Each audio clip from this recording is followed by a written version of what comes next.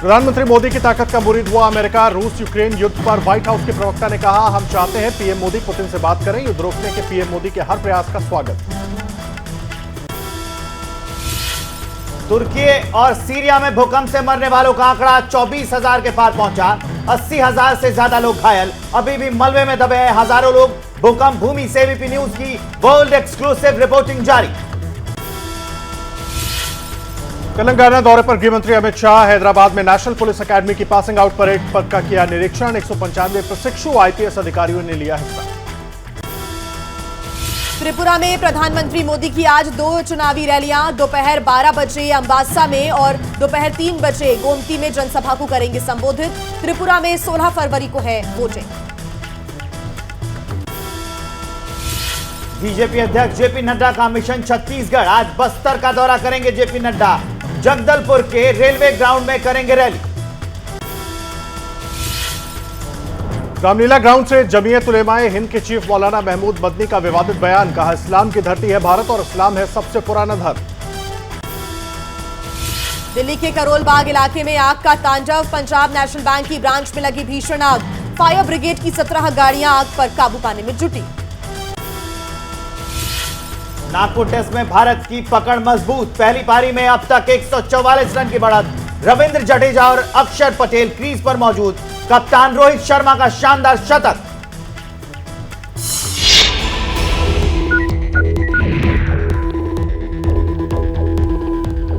और आइए अब देख लेते हैं तुर्की और सीरिया को तबाह करने वाले भूकंप से जुड़ी कुछ खबरें 9 सेकंड में। तुर्की और सीरिया में भूकंप से हताहतों का आंकड़ा लगातार बढ़ता जा रहा है। मरने वालों का आंकड़ा 24,000 के ऊपर पहुंच गया है, जबकि 85,000 से ज्यादा घायल है। सबसे ज्यादा तबाही तुर्की में हुई है, जहां मृतकों का आंकड़ा 20,000 के पार पहुंच गया है, जबकि घायलों की संख्या 80,000 के ऊपर है। 80,000 से ज्यादा लोगों को अब तक बचाया भी जा चुका है। सीरिया में भूकंप का सबसे ज्यादा असर तुर्की से लगे इलाके में हुआ है। 4,000 से ज्यादा लोगों की मौत हुई है, जबकि 5,000 से ज्यादा घायल है। राहत और बचाव का काम जारी है। अभी आंकड़ा और बढ़ने की आशंका। एबीपी न्यूज के कैमरे में कैद हुई तुर्की के मराश की सबसे खौफनाक तस्वीरें। यहां एक 10 मंजिला अपार्टमेंट की पूरी दीवारें नीचे आ चुकी हैं। पूरा फ्लोर नीचे आ गया है। घर के अंदर सामान दिख रहा है। तुर्की के भूकंप प्रभावित इलाकों में सबसे पहले पहुंचा एबीपी न्यूज। एबीपी न्यूज संवाददाता प्रणय उपाध्याय बर्फीले मौसम, टूटी सड़कों और सड़कों पर फैले मलबे के बीच काफी मुश्किल से यहां पहुंचे। तुर्की के मराश में इमारत की दूसरी मंजिल जमीन पर आ गई है। सामान बिखरा पड़ा हुआ है। लोगों ने जिन घरों को बड़े अरमानों से बनाया था वो मिट्टी में मिल गए हैं। तुर्की से मराश इलाके में सन्नाटा पसरा हुआ है। इमारतें टूटकर बदहाल और जर्जर हो चुकी हैं। पुलिस और बचावकर्मी इन इमारतों के पास भी लोगों को नहीं जाने दे रहे हैं। तुर्की की तबाही के मलबे में हो रही है पैगंबर मोहम्मद की दाढ़ी के बाल की तलाश। खैरमन मराश इलाके में एक 900 साल से अधिक पुरानी मस्जिद टूटी है। इसी मस्जिद में कथित तौर पर पैगंबर मोहम्मद साहब की दाढ़ी का बाल था। तुर्की के मस्जिद में पैगंबर साहब का ये बाल एक बॉक्स में रखा था। इसकी तलाश चल रही है। इस काम से जुड़े लोगों ने बताया कि बाल मिलने के बाद इसे पुलिस सुरक्षा में सुरक्षित जगह पर ले जाया जाएगा। और अब देख लेते हैं भूकंप भूमि तुर्की और सीरिया में आई तबाही में फंसे लोगों के रेस्क्यू से जुड़ी खबरें 9 सेकंड में। तुर्की में भारतीय सेना की मेडिकल टीम भी जोर शोर से काम कर रही है। तुर्की में सेना ने एक पैराफील्ड हॉस्पिटल बनाया है। इस अस्पताल में भूकंप से घायल हुए 100 से ज्यादा लोगों का इलाज किया गया है। भारतीय सेना के तुर्की के इस फील्ड अस्पताल में ऑक्सीजन बेड्स के अलावा एक्सरे मशीन और दूसरे उपकरण भी मौजूद हैं। यहां बड़ी तादाद में घायल इलाज के लिए पहुंच रहे हैं। तुर्की में एक के बाद एक हो रहे चमत्कार। इमारत के मलबे से 115 घंटे बाद 2 महीने के नवजात बच्चे को सही सलामत बाहर निकाला गया। लोगों में ताली बजाकर रेस्क्यू टीम का उत्साह बढ़ाया। तुर्की में सोमवार को आए भूकंप से मलबे में दबे लोग 5 दिन बाद भी सही सलामत बाहर निकल रहे हैं। ये वो खुशनसीब लोग हैं जिन्हें मलबे के नीचे भी हवा मिलती रही और सांसें चलती रही। तुर्की में 5वें दिन भी मलबे में जारी है भूकंप पीड़ितों की तलाश। स्पेन के रेस्क्यू टीम ने एक महिला को इमारत के मलबे से निकाला। लोगों ने ताली बजाकर टीम का हौसला बढ़ाया। सीरिया में भूकंप से हुई तबाही का जायजा लेने पहुंची रेडक्रॉस की टीम। अलेप्पो शहर में हुए नुकसान और राहत के काम का लिया जायजा। टीम के सदस्यों ने राहत कैंपों का भी दौरा किया। दिया जल्द से जल्द मदद का भरोसा। और अब देखिए अडानी मामले पर मचे घमासान से जुड़ी कुछ खबरें 9 सेकंड में।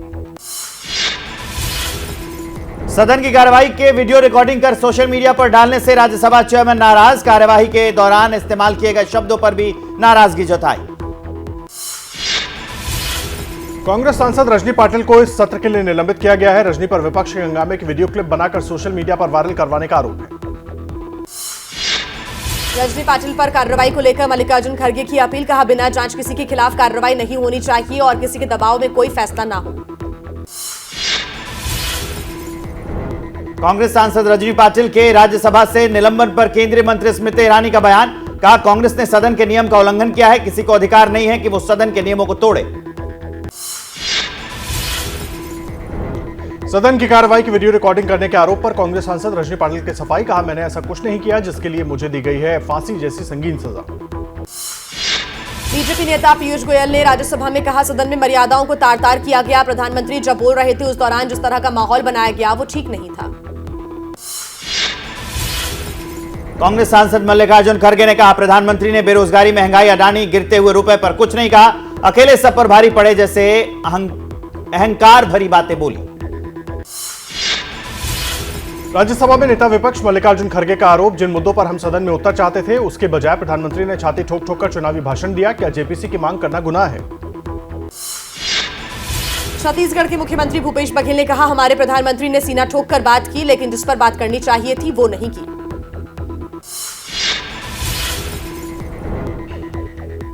विपक्ष के आरोपों पर संसदीय कार्य मंत्री प्रहलाद जोशी का जवाब। कहा, हमारी सरकार रचनात्मक आलोचना का हमेशा स्वागत करती है।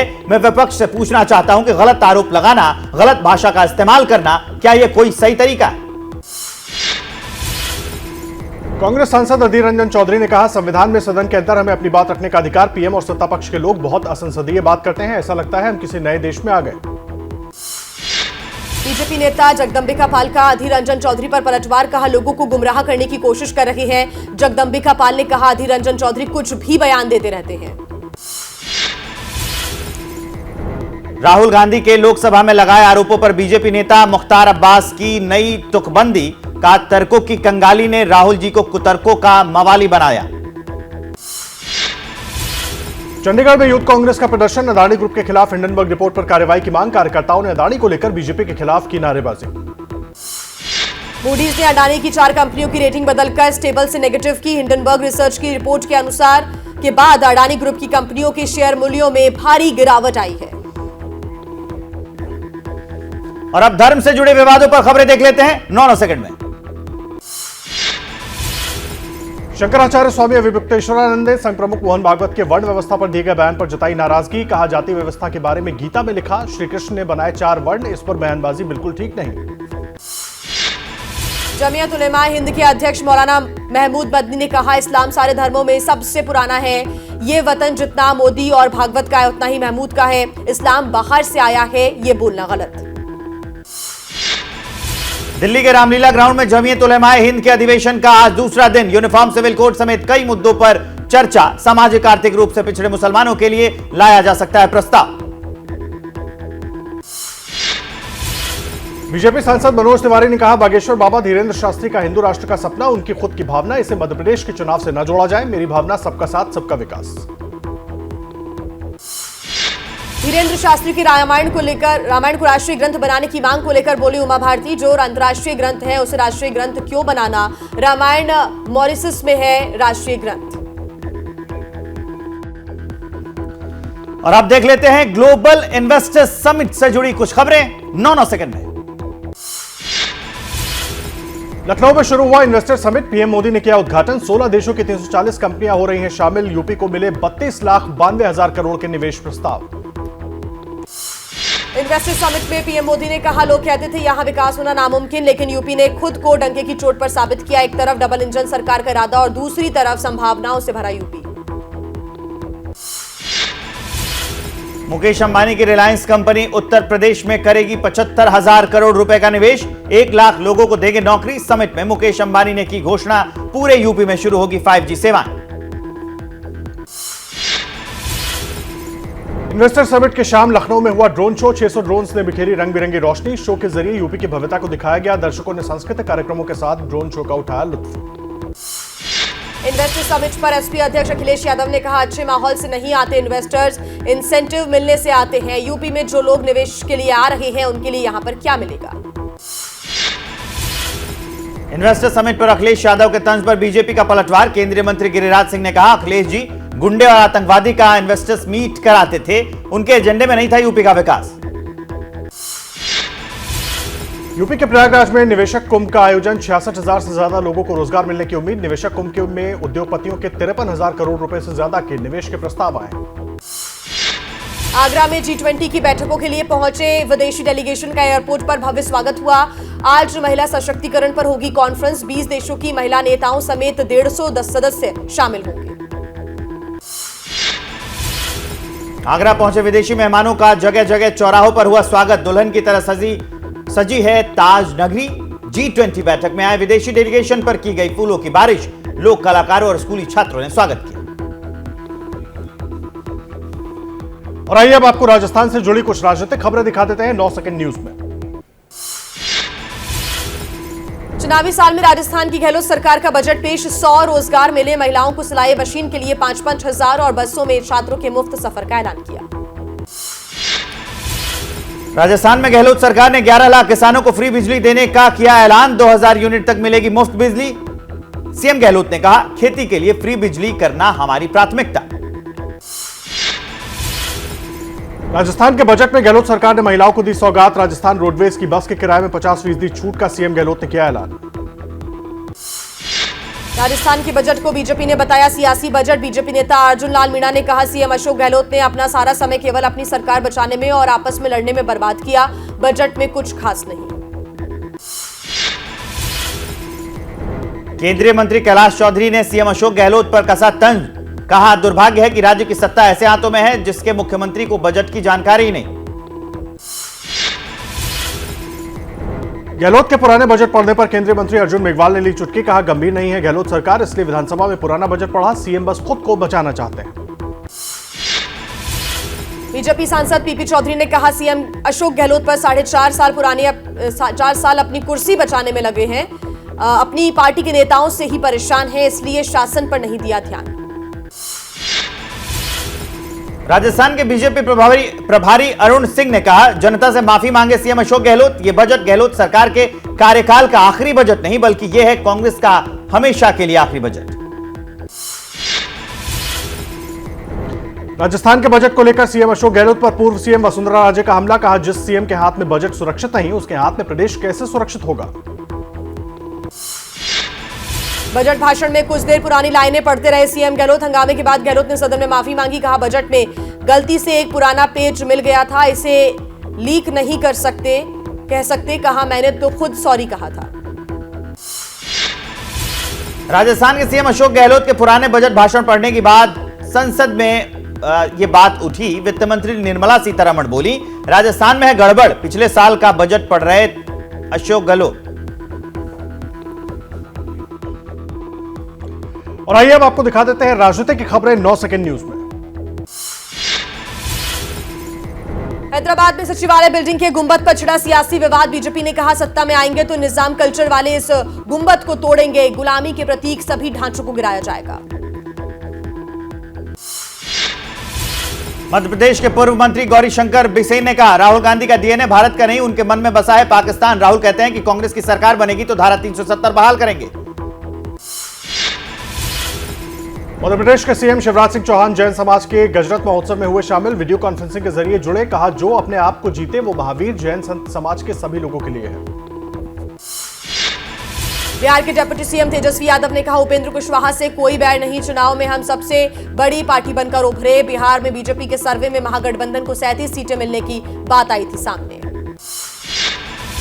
दिल्ली बीजेपी युवा मोर्चा के प्रदेश अध्यक्ष बासु रूखड़ को पार्टी से निकाला बाहर। बीजेपी की सदस्यता भी छीनी गई। दिल्ली बीजेपी के कार्यकारी प्रदेश अध्यक्ष वीरेंद्र सचदेवा ने लिया एक्शन। बीजेपी नेता संगीत सोम का अखिलेश यादव पर आरोप। कहा, यूपी को जाति में बांट रहे हैं अखिलेश यादव। पाकिस्तान जैसी स्थिति यूपी में बनाने की कर रहे हैं कोशिश। जनसंख्या नियंत्रण पर भी बने कानून।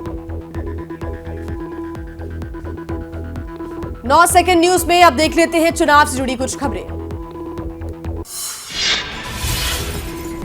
आज त्रिपुरा में हुंकार भरेंगे पीएम मोदी। 2 चुनावी रैलियों को करेंगे संबोधित। 12 बजे पहली रैली अंबासा में और 3 बजे करीब रैली दूसरी होगी गोमती में। त्रिपुरा में 60 विधानसभा सीटों पर 16 फरवरी को होना है मतदान। इस साल के अंत में होने वाले छत्तीसगढ़ विधानसभा चुनाव के लिए आज बस्तर का दौरा करेंगे जेपी नड्डा। आदिवासी क्षेत्र पर पकड़ बनाने के लिए आज जगदलपुर के रेलवे ग्राउंड में करेंगे रैली। बस्तर में रैली से पहले नड्डा आज सुबह 11 बजे के बाद प्रसिद्ध मां दंतेश्वरी मंदिर में पूजा अर्चना करेंगे। पौने 12 बजे जगदलपुर में केंद्र सरकार द्वारा बनाए जा रहे सुपर स्पेशलिटी अस्पताल की प्रगति की समीक्षा करेंगे। आज कर्नाटक दौरे पर अमित शाह पुत्तूर के एक कार्यक्रम में होंगे शामिल। अमर जवान ज्योति पर शहीदों को देंगे श्रद्धांजलि। दक्षिण कन्नड़ जिले की यात्रा करेंगे केंद्रीय गृह मंत्री। केंद्रीय गृह मंत्री अमित शाह हैदराबाद में आईपीएस बैच की पासिंग आउट परेड में हुए शामिल। कुल 195 ट्रेनी अधिकारी पासिंग आउट परेड में हुए शामिल। इनमें से 29 दूसरे देशों के अधिकारी हैं। आज झारखंड के साहिबगंज दौरे पर कांग्रेस अध्यक्ष मल्लिकार्जुन खड़गे हाथ से हाथ जोड़ो अभियान की करेंगे शुरुआत। कांग्रेस के सभी नेता और कार्यकर्ता अभियान में शामिल होंगे। मध्य प्रदेश कांग्रेस अध्यक्ष कमलनाथ ने अपने विधानसभा क्षेत्र से चुनाव न लड़ने की अफवाहों पर बताई है सच्चाई उसकी। कहा छिंदवाड़ा या सौंसर से किसी एक पर यह फैसला करना है। मणिपुर के सीएम एन बीरेन सिंह ने साधा ममता बनर्जी पर निशाना। कहा ममता जी का राज बंगाल में हो सकता है लेकिन नॉर्थ ईस्ट में मुमकिन नहीं। मणिपुर के सीएम ने एबीपी न्यूज से बातचीत में किया दावा। कहा मणिपुर एकदम स्वर्ग की तरह बन गया है। सड़कें पुल पहले नहीं थे लेकिन हमने 2-3 पुल बनवाए हैं। हवाई अड्डे बन रहे हैं। हेलीकॉप्टर सेवाएं भी चल रही हैं। मध्य प्रदेश में चुनाव से पहले बीजेपी निकाल रही है विकास यात्रा। मध्य प्रदेश के विधायक और मंत्री यात्रा में ले रहे हैं हिस्सा। जगह जगह लोगों के विरोध का करना पड़ रहा है सामना। एमपी में चल रही बीजेपी की विकास यात्रा में किया जा रहा है सरकार के विकास का गुणगान। लोग पूछ रहे हैं कहां हुआ विकास। कांग्रेस विकास यात्रा को बता रही है बीजेपी की निकास यात्रा। आम आदमी पार्टी ने शुरू की 2024 के लोकसभा चुनाव की तैयारी। राज्यों में नए सिरे से संगठन तैयारी कर रही है। वहीं सांसद संदीप पाठक ने कहा 2024 के साथ ही विधानसभा चुनावों पर भी जोर है। 2024 के चुनाव को लेकर अरविंद केजरीवाल कर रहे हैं दूसरी पार्टी के नेताओं से मुलाकात। हाल ही में केजरीवाल ने जेडीयू नेता केसी त्यागी और झारखंड के मुख्यमंत्री हेमंत सोरेन से की मुलाकात। और आइए अब आपको दिखाते हैं देश भर की तमाम बड़ी खबरें सिर्फ 9 सेकंड में। प्रधानमंत्री नरेंद्र मोदी ने हेलीकॉप्टर से ली मुंबई की तस्वीर। कैप्शन दिया हेलो अगेन मुंबई। वंदे भारत ट्रेनों को हरी झंडी दिखाने के बाद सोशल मीडिया पर वीडियो क्यों शेयर किया। महाराष्ट्र को 2 वंदे भारत एक्सप्रेस ट्रेन की मिली सौगात। पीएम मोदी ने दिखाई हरी झंडी। पीएम मोदी ने कहा वंदे भारत ट्रेनों के चलने से बढ़ेगा व्यापार। उद्घाटन के बाद पीएम मोदी वंदे भारत ट्रेन में सवार हुए। स्कूली बच्चों से की मुलाकात। इस दौरान स्कूली छात्राओं ने गाना भी गाया। वंदे भारत ट्रेन के सफर का उठाया लुत्फ। पीएम मोदी मुंबई में दाऊदी बोहरा समुदाय के कार्यक्रम में पहुंचे। सैफी अकेडमी का किया उद्घाटन। कहा मैं आपके परिवार का सदस्य। 4 पीढ़ियों से इस परिवार से जुड़ा होना मेरा सौभाग्य है। 12 फरवरी को पीएम मोदी देश के सबसे बड़े दिल्ली मुंबई एक्सप्रेसवे का करेंगे उद्घाटन। 1355 किलोमीटर लंबे एक्सप्रेसवे पर 120 किलोमीटर प्रति घंटे की रफ्तार से दौड़ेगी गाड़ियां। अयोध्या में बन रहे राम मंदिर का 70% काम हुआ पूरा। अक्टूबर 2023 में पहली मंजिल का काम हो जाएगा पूरा। जनवरी 2024 में मकर संक्रांति के दिन रामलला हो जाएंगे मंदिर में विराजमान। देश में पहली बार मिला लिथियम का भंडार। जम्मू कश्मीर के रियासी जिले में 59 लाख टन लिथियम मेटल होने का अनुमान। ईवी और इलेक्ट्रॉनिक व्हीकल और मोबाइल फोन की बैटरी में होता है इसका इस्तेमाल। प्रयागराज में अमर शहीद चंद्रशेखर आजाद की प्रतिमा से रहस्यमयी तरीके से टपक रहा है पानी। प्रतिमा से निकल रहे पानी की बूंदों को देखने के लिए लगा लोगों का जमावड़ा।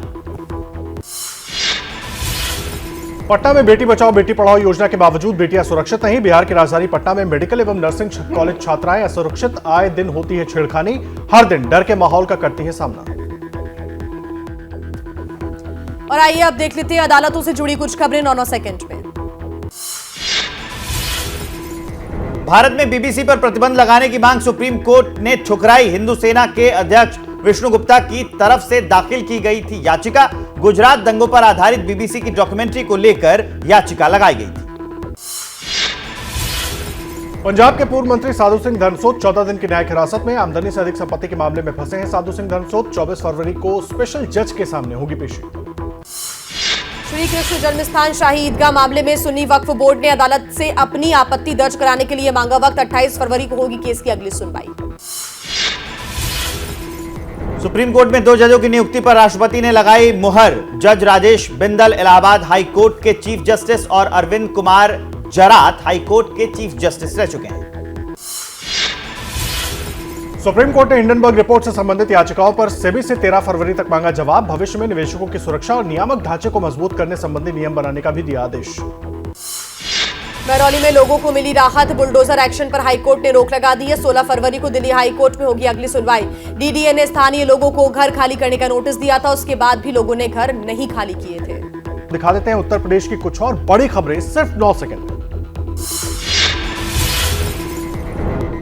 कानपुर में एसपी विधायक इरफान सोलंकी और उनकी गैंग के खिलाफ पुलिस की कार्रवाई। अवैध संपत्तियों को किया जा रहा है जब्त। 20 करोड़ के हिलाल कंपाउंड को किया गया सील। कानपुर में प्रेम प्रसंग के चलते बीजेपी कार्यकर्ता ने की आत्महत्या। महिला होमगार्ड और उसके 2 साथियों पर केस दर्ज। आत्महत्या से एक दिन पहले दबाव बनाने आए पुलिसकर्मी का वीडियो वायरल। यूपी के ग्रेटर नोएडा में पव्वा गैंग के बदमाशों ने पुलिस से मुठभेड़ हो गई। उनकी पुलिस की गोली लगने से 2 बदमाश घायल हुए। आरोपी लूटपाट और मोबाइल छीनने की वारदातों को अंजाम देते थे। यूपी के मुरादाबाद में पुलिस ने ठगी गैंग के 10 सदस्यों को किया गिरफ्तार। जमीन दिलाने के नाम पर लोगों से करते थे ठगी। 28 लाख रुपए के नकली नोट और 4 कारें बरामद। यूपी के जालौन में पुलिस का ऑपरेशन पाताल जारी। पुलिस ने 2 इनामी बदमाशों को किया गिरफ्तार। गैंगस्टर एक्ट में फरार चल रहे थे दोनों बदमाश। पुलिस ने घोषित किया था 25-25 हजार रुपए का इनाम। यूपी के बिजनौर में बीजेपी कार्यकर्ता प्रिंस चौधरी ने कोर्ट में किया सरेंडर। कार से 2 युवकों की मौत हो गई थी। वारदात के बाद से फरार था। पुलिस ने प्रिंस को भगोड़ा घोषित कर रखा था। 25,000 का इनाम भी था। यूपी के फिरोजाबाद में शादी में गाड़ी न मिलने से नाराज हुआ दूल्हा। जयमाला के बाद हुआ फरार। लड़की पक्ष का आरोप दहेज में दिए 22 लाख रुपए, फिर भी गाड़ी की मांग। यूपी के चंदौली में ग्रामीणों ने शराब की दुकान में की जमकर तोड़फोड़। कई थानों की पुलिस फोर्स मौके पर पहुंची। 2 दिन पहले शराब के ठेके पर पैसों को लेकर बुजुर्ग की मारपीट में हुई थी मौत।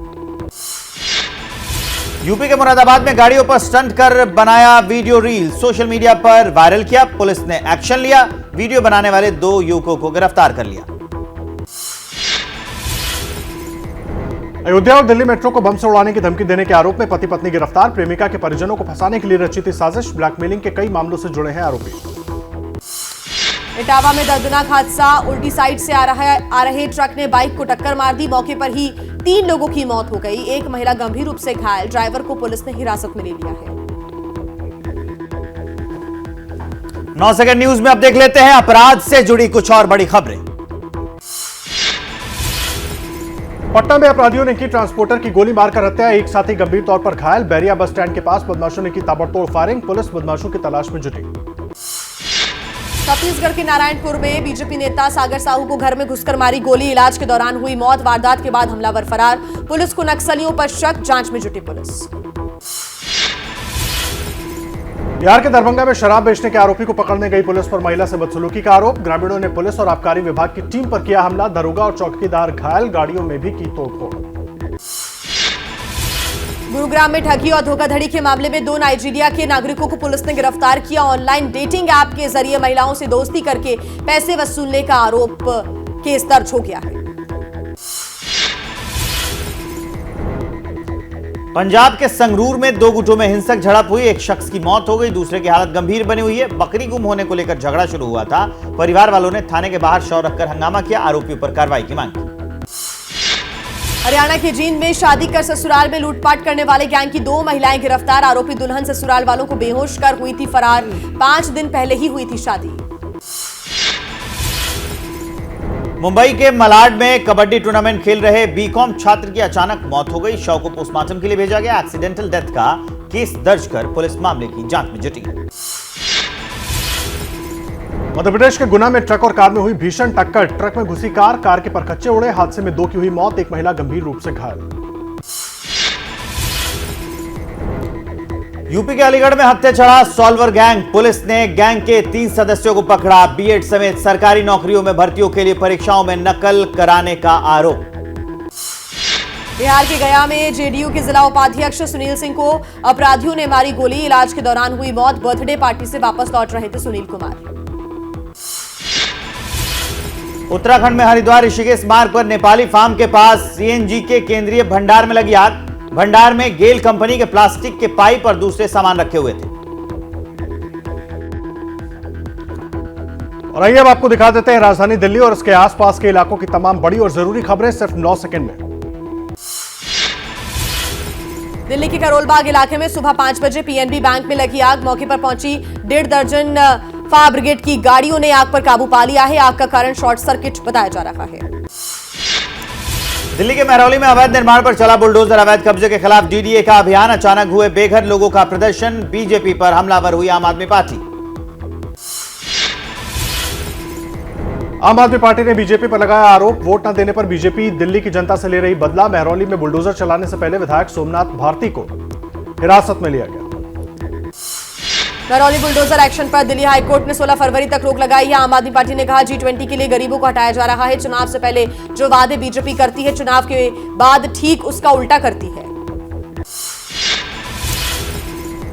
दिल्ली के महरौली में डीडीए का अतिक्रमण हटाओ अभियान जारी। लोगों ने कहा लोन लेकर बिल्डर को पैसा दिया, बिजली पानी का बिल दिया, फिर अचानक रोड पर आ गए।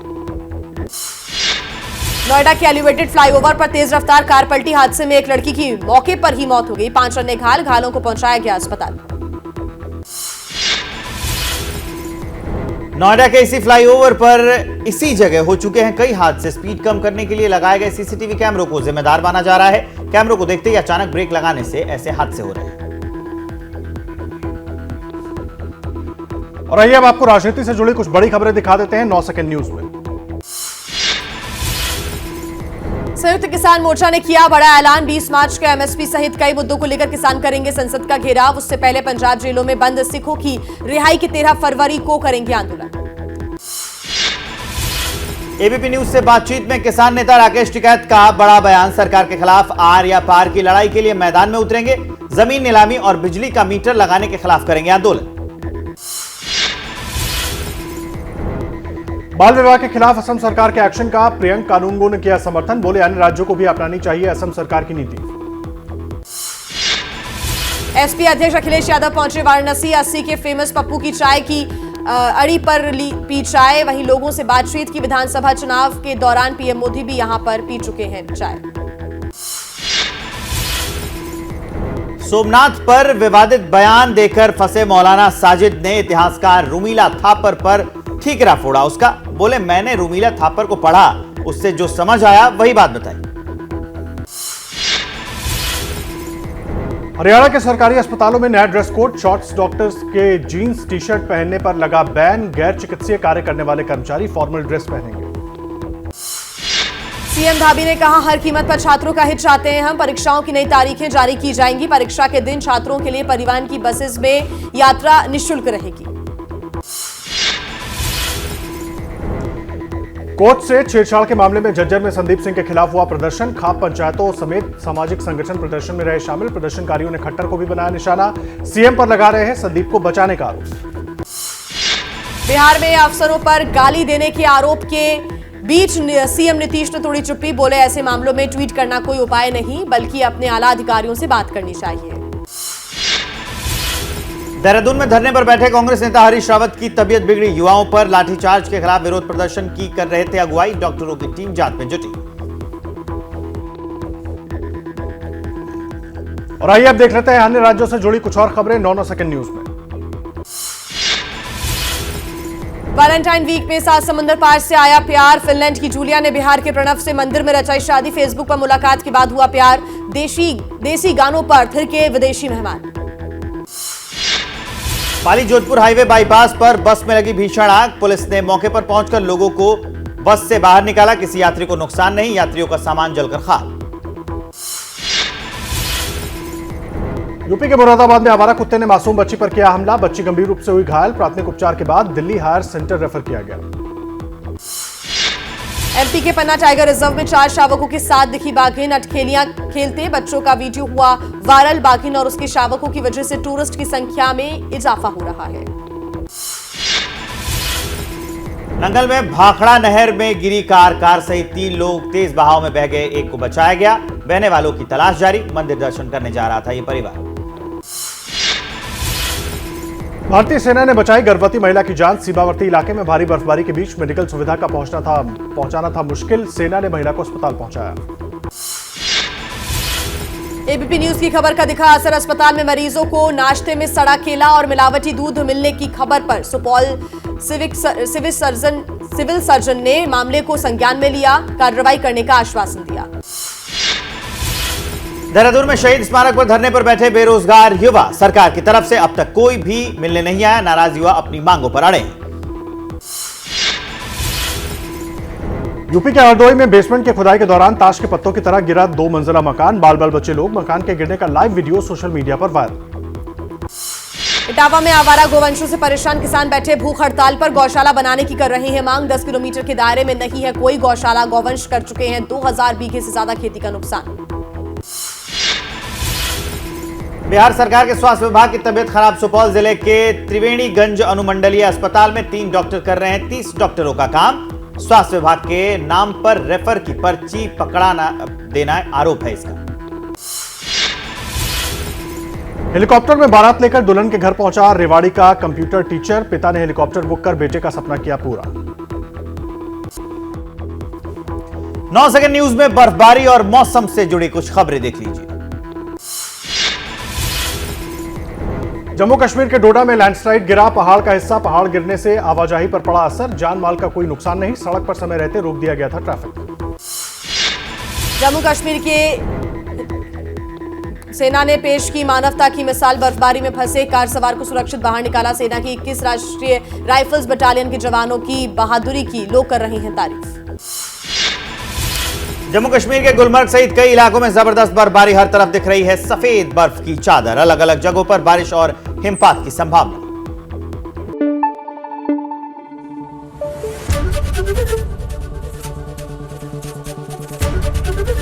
एबीपी न्यूज आपको रखे आगे।